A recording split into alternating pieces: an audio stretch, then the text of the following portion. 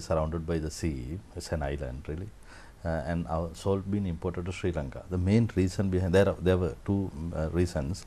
One is the weather condition, the climatic condition changes after tsunami.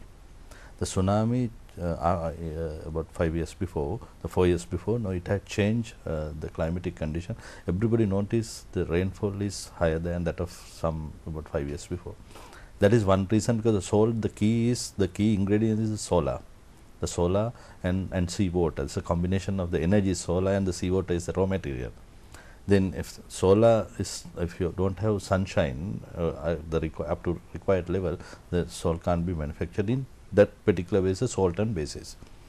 That reason one to go down the production, and the other one is about 2/3 of the country's geographical areas, not geographical areas, the sea, the coastal areas being occupied by terrorists, where this 2/3 is the place, the other places where the salt can be manufactured, because salt can't be manufactured in wet zone. You have to go for dry zone and the arid areas where salt, you have to have a proper level of sunshine. And main saltons like Manna, Elephant Pass, Kurunjuthu, Nila Valley and all saltons were not in operation. They operated only by terrorists, but not in a professional level, in order to produce the salt requirement of those who are living in that area. And due to those two reasons, really created the position of the supply of salt is less than that of the demand. The local demand is about 150,000 metric tons in Sri Lanka per annum, where earlier we used to manufacture, but it had gone down to 120,000. Some year, due to the heavy rainfall, have gone down to 100,000 metric tons. So we, as strategic marketers, we thought, no, there is an opportunity to go for salt industry. And in the same time, the salt has now the two different products, like one is crystal salt and the other one is table salt. Now we imported 100% of table salt requirement to Sri Lanka from India and the surrounding countries. And this is one of the oldest industries in Sri Lanka. Salt being oldest industry, 300 years, even way behind.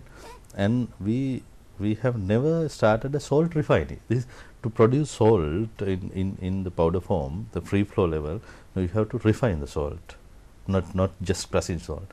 And we have started a salt refinery under Mahinda Chintana program, the largest project in Vayamba province, to set up a salton which can produce about 5,000 kilograms per hour, which can produce about 2 times of the requirement of table salt, two times of the requirement of table salt in Sri Lanka. And we moved to that industry having an intention, people will move from crystal salt to table salt. Now housewife, they always look at easy things, right?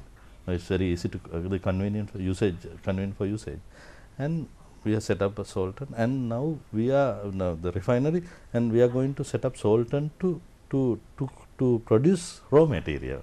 The raw material is crystal salt. The salton will produce crystal salt, whereby you will feed that material to the salt refinery. Then the product what is coming out is table salt. Now that we had looked about 3.5 years before, that there will be a scenario where we will need table salt more and more. The composition in between table salt and the crystal salt day by day changing towards table salt.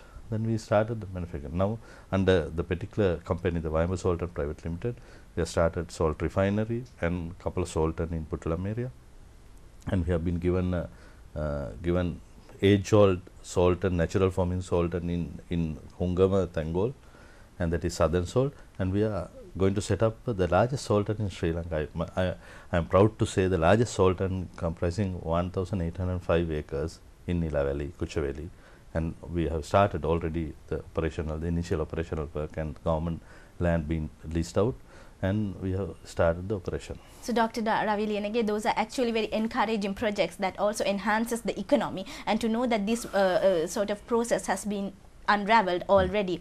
Just one last question, because we are running out of time. Do tell us something about the very famous and talked about the Raigam Tele Awards and your contribution. No, this is now we have held, I think, fifth Tele Award, fifth annual Tele Award ceremony conducted by the Kingdom of Raigam, the Raigam Tele Award. This time we are going to launch a new program, with a new outlook, and I'm going to declare it. But anyway, we have already confirmed the date is May 9, and we are in the process of, I mean, evaluation. The evaluation panel, the panel of judges, they are in the process of evaluating teledramas. And we will be holding a first press conference just after the election to declare. So why did you start it? Are you an artist yourself, or what no, was the reason behind it? I am not an artist, but we thought of, I mean, giving doing CSR.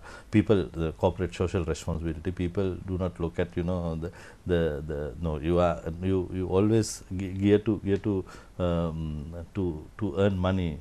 But earning money will not, I mean, to fulfill the entire record, because we have been really brought up to this level due to the free education system in Sri Lanka. We thought of doing some kind of CSR. Not only that, but we are conducting a lot of CSR activity, maintain hospital wards and giving facilities to Montessori and free education children in the surrounding areas where our factories are. And this is one of the CSR activities in which we are engaging. But basically, Raigam Tele Awards, we thought about, in this small, television, how many people are engaged in the television industry, but how many award ceremony. But in TV, the large scale, the silver screen, you get about two, three awarding ceremonies. Not few films are coming up per year, but teledrama by itself, the long teledramas, about 70-80 teledramas with episodes of about 30-40 or more than that are coming up every year, right? So everybody, the TV have gone to living rooms of people, and we have to contribute to those who are engaged to encourage them, that we thought this as a social responsibility of a private sector company in Sri Lanka. So congratulating Kingdom of Raigam on all the awards they have also received from about corporate social responsibility and quality assurance of the products. We thank you for joining us, Dr. Ravi Liyanage, and thank you for watching us. Do have a nice day.